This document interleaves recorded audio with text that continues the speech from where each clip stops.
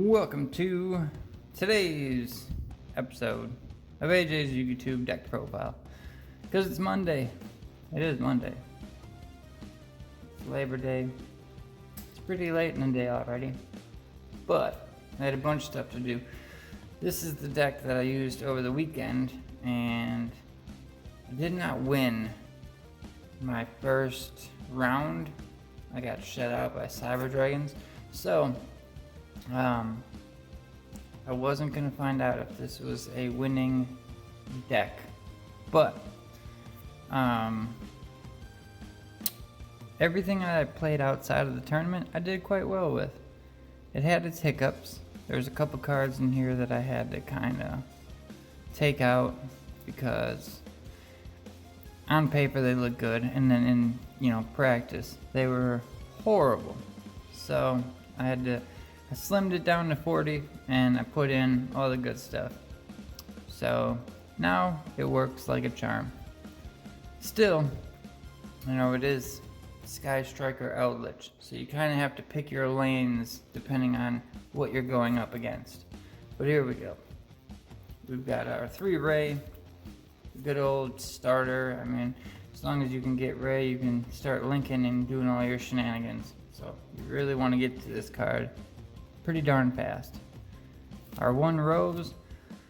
Rose really comes in handy for when you want to go into access code, because then you can go through all your link plays, and on your last link you make Rose, and then during that combo, because you're going for access code, you make sure you get your hands on Widow Anchor to banish and special, so you can use their monster, and then you're good to go. Otherwise, you're gonna have to bring your Eldlich on board and link it away. But whatever. There's different ways to get into Access Code Talker if you have to. Most of the time you don't. Sometimes you do.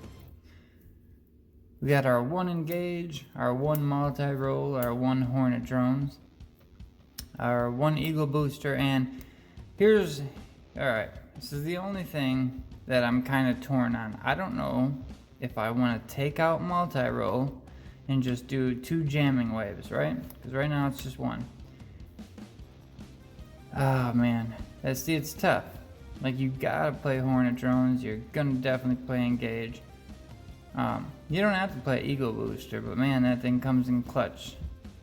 Definitely comes in clutch sometimes. Because if you got Eldlich out there, then he's protected most of the time. They get rid of Eldlich, or if you don't have it and all you got is Sky Striker and they're just gonna pop it or something, Eagle Booster is gonna come in clutch. So it's hard to get rid of Eagle Booster when it's saved the day too many times.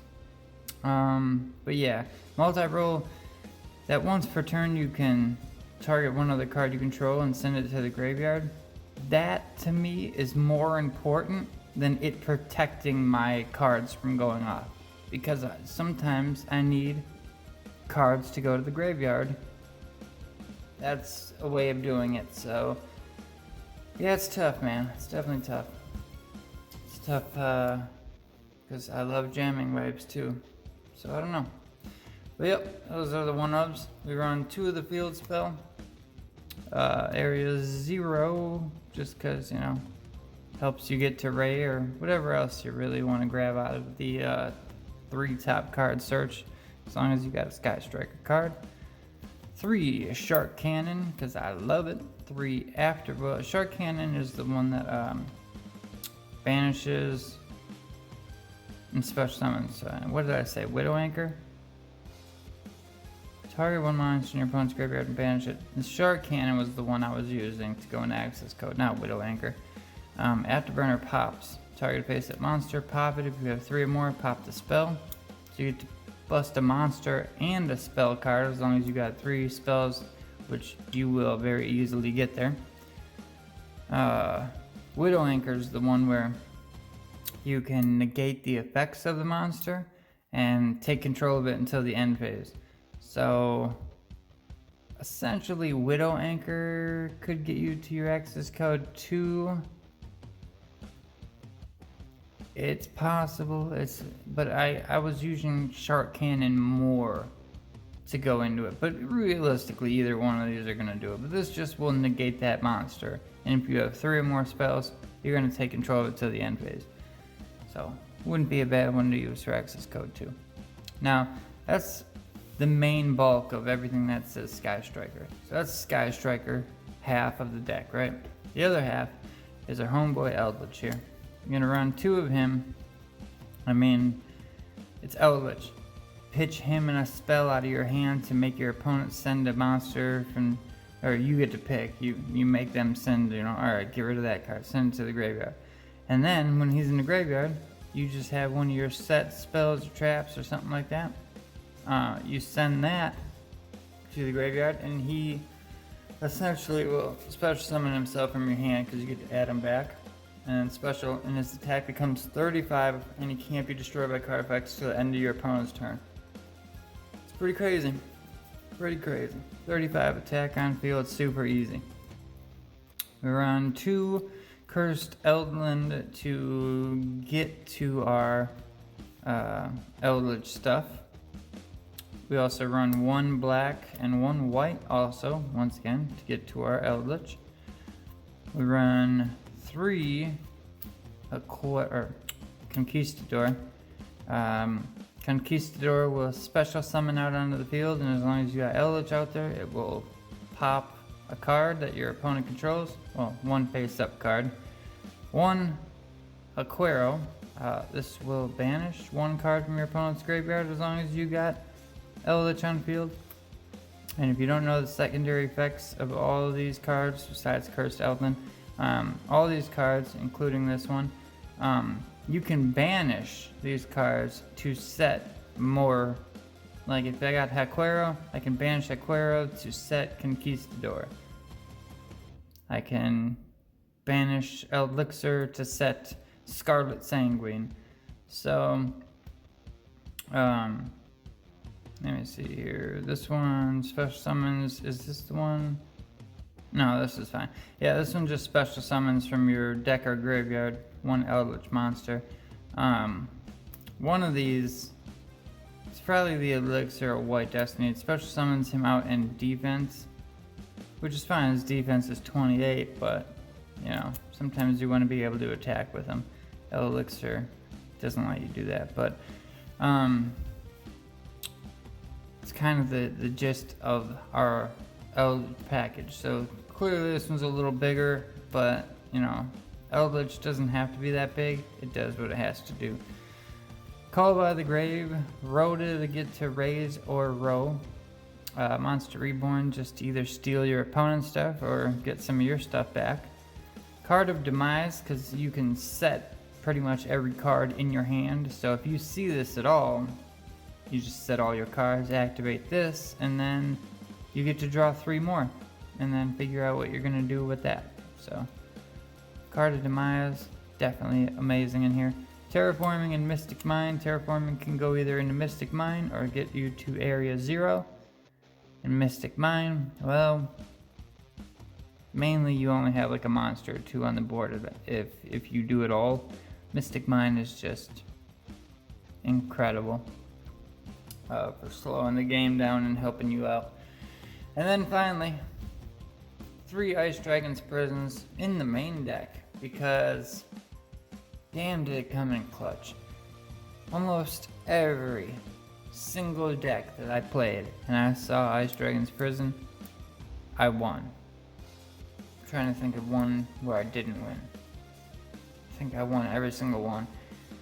Just because nobody, I don't know why nobody is paying attention to Ice Dragon's Prison. It came in clutch, and it went down in price hardcore. This thing's like 20 something bucks now instead of $60. Such a good card, man. So, yeah, probably will get a reprint in the Megatons, maybe, I don't know. I hope it gets a rarity upgrade, man, because this card is insane. But, let's go on to the extra deck. I really did have fun playing with this deck because I can choose, like, oh, I'm going to do Eldlich this turn. Oh, I'm going to do Sky Striker this turn. Oh, you're stopping my Sky Striker? Guess I'm going to have to go Eldlich then. You have so many avenues of going, And sometimes you just do both at the same time. Like you bring your Eldlich monster out, you bring your Sky Striker monster out, you do your Sky Striker plays. You can't really use the spells if you have a monster in your main monster zone. That's fine. You get some attacking in, and then you know what? End phase, I'm gonna go, well, I'll show you how I go into access code right here so you can see why it's such a good idea. But Hayate attacks directly, then sends a card from a Sky Striker card from your deck to your graveyard. 3 of them. All these monsters only have 15 attack, but some of them gain attack. Like Kagari, you gain 100 for each spell in your graveyard. So late game, Kagari is incredible, but Kagari lets you add, when it's special, adds a card, Sky Striker from graveyard. So he could send a card, then you bring out Kagari to add it to your hand. Shizuku makes it to where for every spell in your graveyard, your opponent's monsters lose 100 attack. And during the end phase, you can add a striker card from the deck to your hand. That actually might be a spell, if I'm not mistaken, that you don't have in the graveyard. Let me see. Once per turn during the end phase, card spell, you can add a Sky Striker spell from your deck to your hand with a different name from the cards in your graveyard. So you can do that. 1 Kaina and 1 Zeke.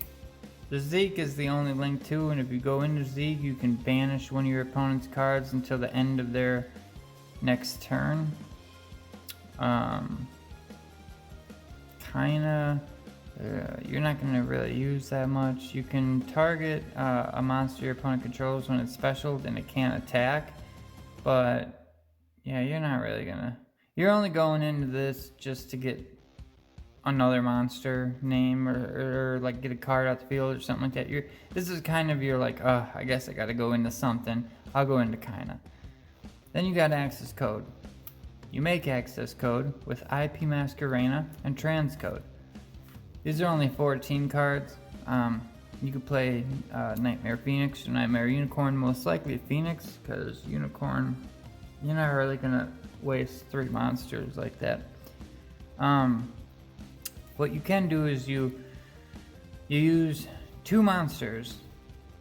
Like if you have, let's say Shizuku is out there, and you steal one of your opponent's monsters and you make Eldlich, or you get out Rose or something like that, whatever.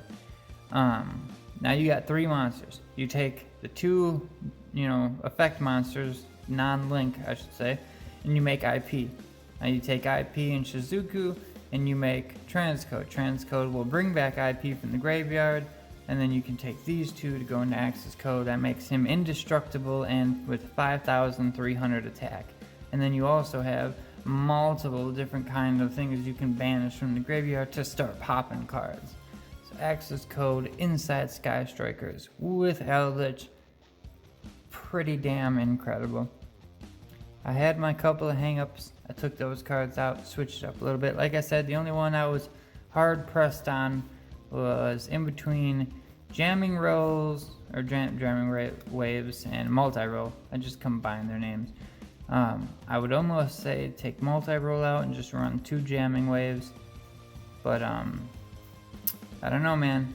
It did end up helping once through the entire thing, just because I was able to send a card off of it, but I don't know if that's enough to keep it in. So there you go. You know what? Maybe I was using this card wrong. This card, you can improve once per turn during the end phase. You can set Sky Striker spells with different names from your graveyard up to the number of spell cards you activated this turn while this card is placed upon the field. Banish them when they leave the field. Well, maybe that's why this was so good. Because I did not actually use this card to set any cards. I used this card to send cards that I had that I need to get rid of off the field. I used it for that. Actually sent an Eldlich card away, so I had space, and so I could banish that card to get a different one that would actually do something. So I don't know, man. I don't know. That's a tough one now. But there you go. 40 cards. 14, 15 if you put, you know, Nightmare Phoenix in here. Eldlich-Sky Striker. Ta-da. And my little token. My Sky Striker token.